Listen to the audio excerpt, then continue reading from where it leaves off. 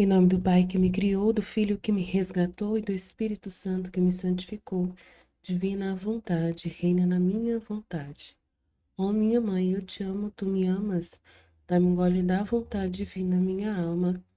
Me abençoa, Mãe, para que todas as minhas ações sejam feitas diante de vossos olhos maternais. Em nome do Pai, do Filho e do Espírito Santo. Amém. Vinde, ó Espírito Santo. Vinde por meio da poderosa intercessão do Imaculado Coração de Maria, vossa amadíssima esposa e nossa mãe. Amém. Vinde, ó Espírito Santo, vinde por meio da poderosa intercessão do Imaculado Coração de Maria, vossa amadíssima esposa e nossa mãe. Amém. Vinde, ó Espírito Santo, vinde por meio da poderosa intercessão do Imaculado Coração de Maria, vossa amadíssima esposa e nossa mãe. Amém. Sejam todos muito bem-vindos. Vamos dando continuidade. Vamos rezar com muita fé ao Pai Nosso. Pai nosso que estais no céu, santificado seja o vosso nome. Venha a nós o vosso reino, seja feita a vossa vontade, assim na terra como no céu. O pão nosso de cada dia nos dai hoje, perdoai as nossas ofensas, assim como nós perdoamos a quem nos tem ofendido. Não nos deixeis cair em tentação, mas livrai-nos do mal. Amém. Ave Maria, cheia de graça, o Senhor é convosco. Bendita sois vós entre as mulheres, bendito é o fruto do vosso ventre, Jesus. Santa Maria, Mãe de Deus, rogai por nós, pecadores, agora e na hora de nossa morte. Amém. Glórias ao Pai, ao Filho e ao Espírito Santo, como era no princípio, agora e sempre. Amém. Então, vamos lá, capítulo 50 já, né? Graças a Deus. Jesus dá a Luísa a verdadeira dor dos pecados. Agora, voltando Jesus, eu dizia-lhe: Amado meu Jesus, dai-me a dor dos meus pecados.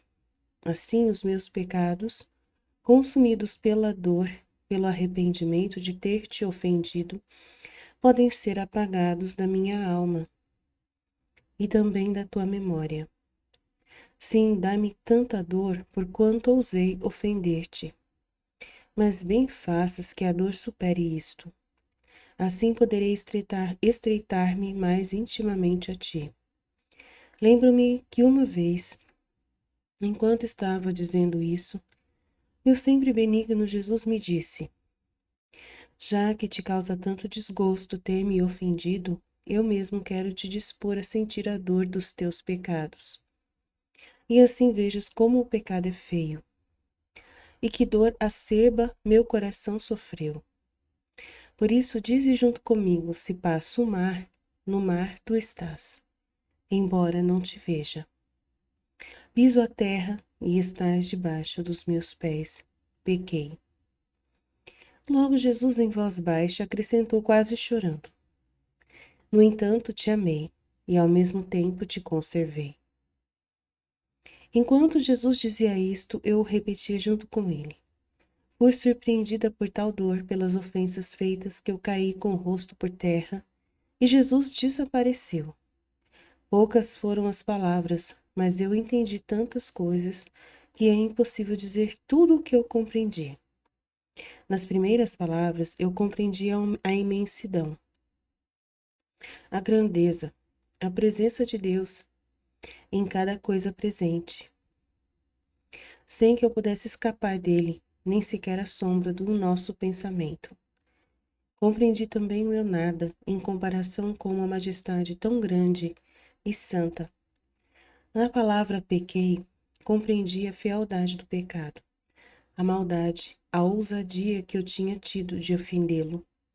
Agora, enquanto minha alma estava considerando isso, ao ouvir Jesus Cristo dizer: E ainda assim amei-te, e ao mesmo tempo te conservei, meu coração foi tomado por tal dor que me sentia morrer, porque compreendi o amor imenso que o Senhor me tinha no ato mesmo em que eu procurava ofendê-lo, e mesmo matá-lo. Ah, Senhor, como tem sido tão bom para mim, e eu sempre ingrata e tão ruim ainda. Então a gente vê um momento muito interessante, né, do livro do céu, nessa purificação, né, da alma, da alma, né, de Luísa e na nossa também. E sentir a dor dos pecados é muito interessante, né? A gente acredita que vai ser a única condição para a gente ser salvo, é se nós realmente tivermos essa dor dos nossos pecados. Mas muitos não vão ter essa dor dos pecados, né? Muitos não vão entender isso, né? Plenamente, não vão poder viver isso plenamente. Vão sentir essa dor, às vezes, diante de uma perda, do amor de alguém querido, né? Que Deus às vezes permitiu, ou a dor de um bem que perdeu, né? Um dinheiro que foi roubado, um bem que foi roubado, alguma coisa assim. Às vezes Jesus, sabendo que essa pessoa nunca vai dar para ele, né? Verdadeiramente essa oportunidade. Então, Jesus pode colher essa dor em outras formas, né? Em muitas almas que não vivem uma verdadeira vida com Deus, né? Em direção à sua própria alma, de intimidade, de realmente vida unida a Deus, né? Então, é muito importante entender isso.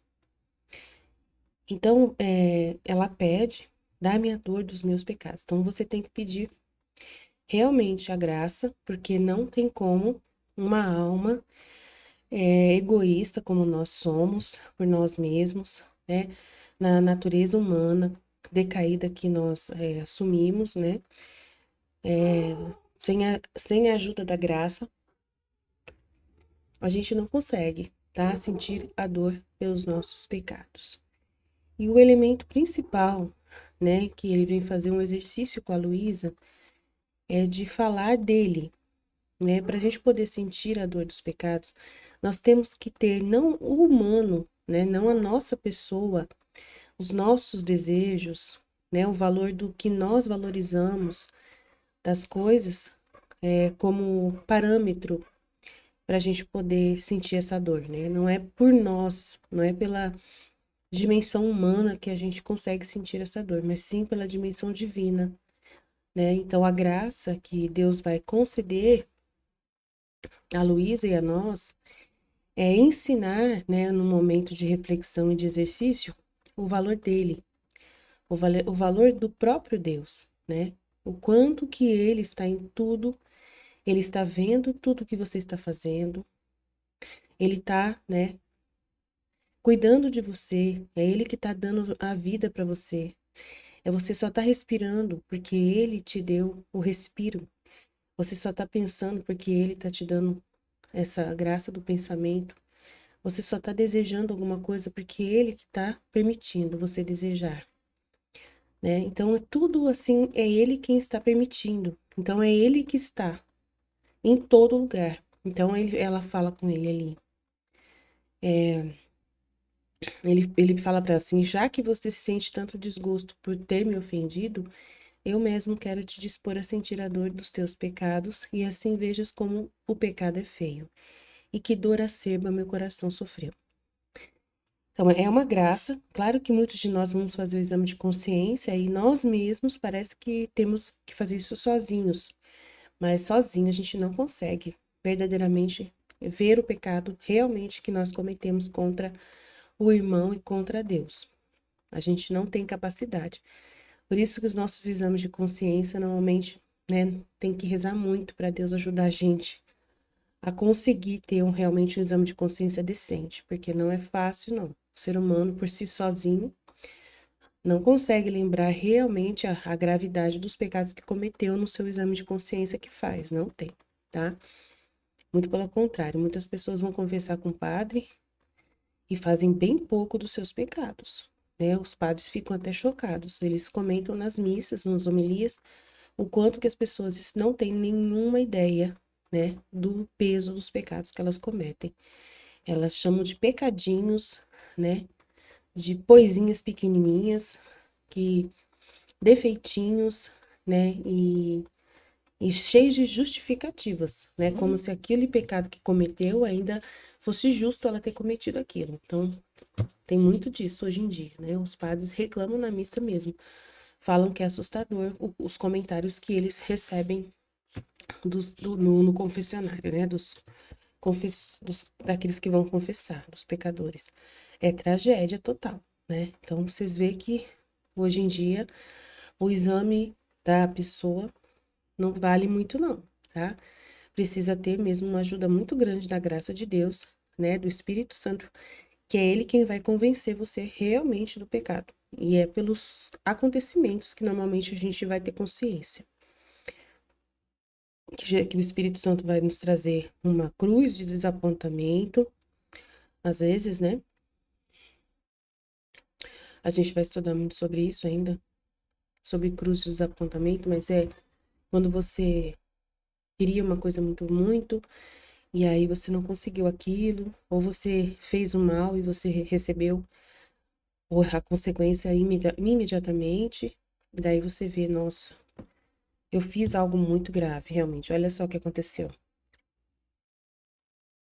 Então é muito importante, né, haver essa justiça, esse retorno dos nossos pecados, porque pode ajudar a gente a nos convencer, né, do quanto nós não devemos pecar. Como o pecado ele é grave, realmente prejudica muito a nossa vida, né? E a gente tem que sentir assim uma abominação, né?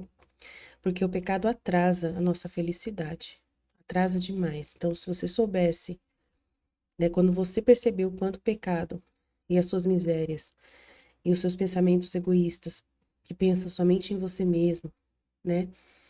E quando você pensa nas pessoas porque você quer que elas lembrem de você, né? Que elas considerem você de alguma forma.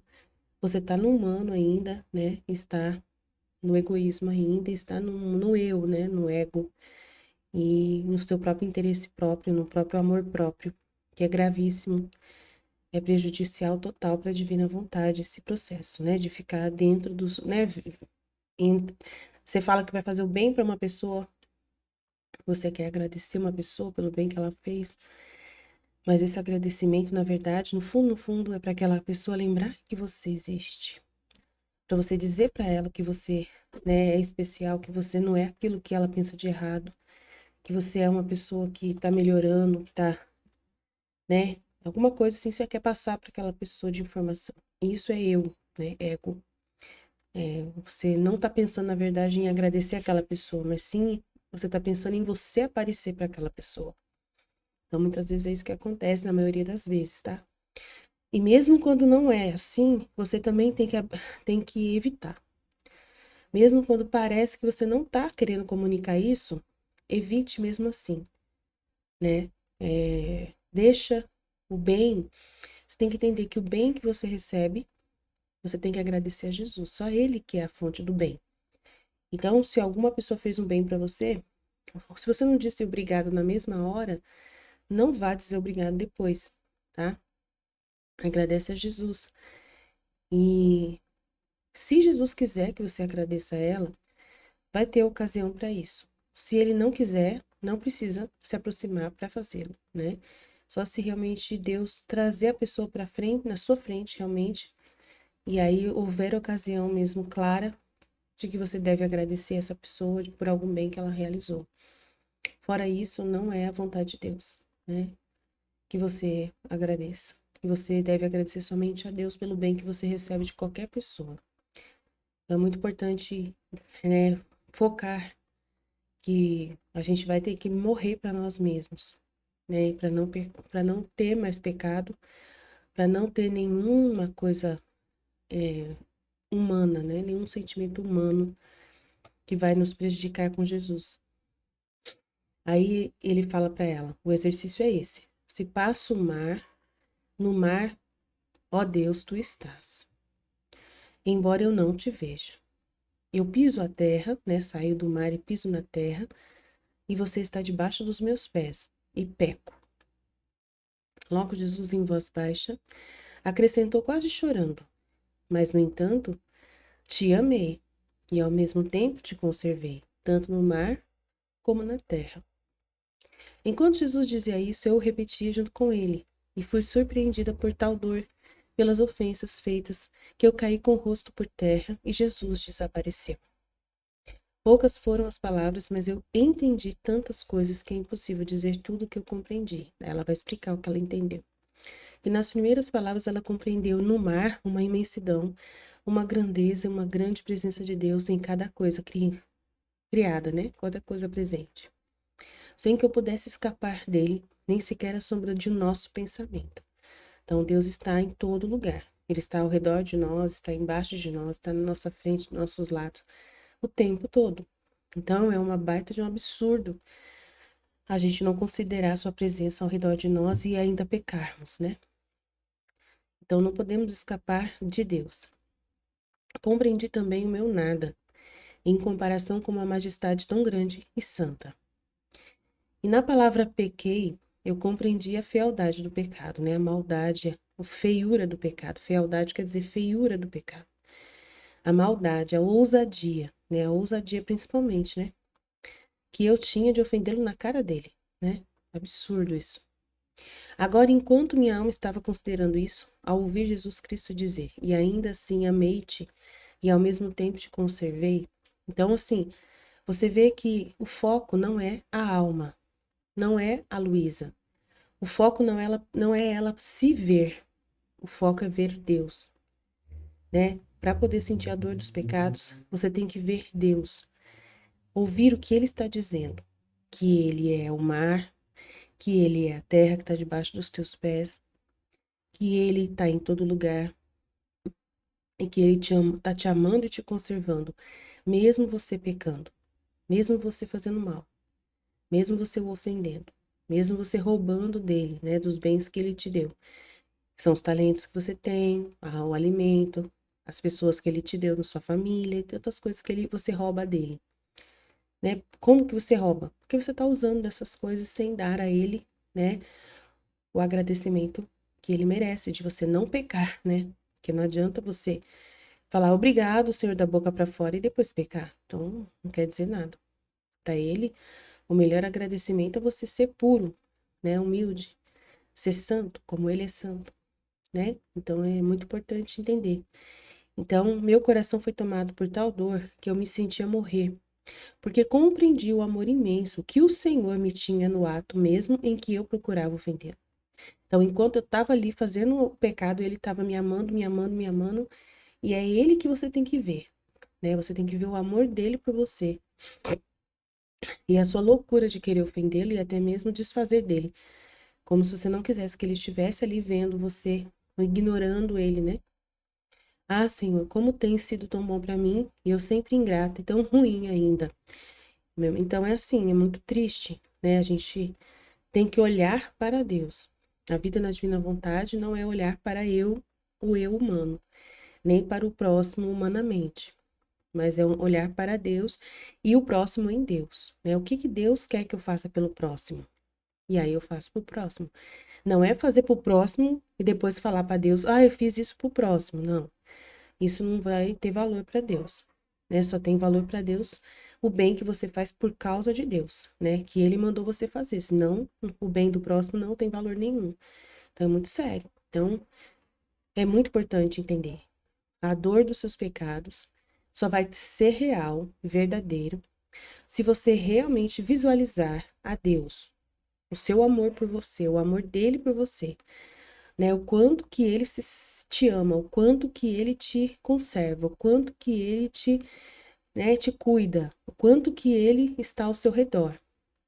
E você é egoísta, você é um louco, né, que está magoando e ofendendo o seu Criador, ofendendo o seu Deus, ofendendo o seu Senhor, ofendendo o seu Rei, ofendendo aquele que é o provedor da sua vida, né? Então é triste, né? Ofendendo o seu pai. Então é muito triste. E o pai ama você, apesar de você estar pecando. Então, a sentir a dor é isso. Você fala, meu Deus, eu não devia ter feito isso, né? A dor é essa. Eu não devia ter feito. Meu Deus. Então, querer limpar, querer de uma forma ou de outra que seja limpo esse momento.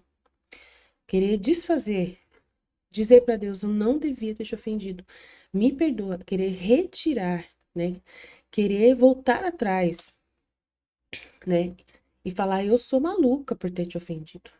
Aí me perdoa, né? E não ficar considerando o pecado, mas considerar Deus e o amor dele por você, que é tão grande, e perdoa você. É esse que é o sentimento da dor dos pecados. Não é a culpa. A culpa não é boa. A culpa é você ficar falando, não posso me aproximar de Deus. Eu não posso me aproximar, não posso olhar para ele, eu tenho que me esconder em algum lugar. E não tem para onde esconder. Não tem como se esconder. Então é esse que é o detalhe. Ele tá falando, você não tem como esconder de mim. Então esse é o elemento principal da dor dos pecados, tá bom? Amém? Jesus, eu confio em vós. Fiat, fiat, fiat. Jesus, eu confio em vós. Até mais.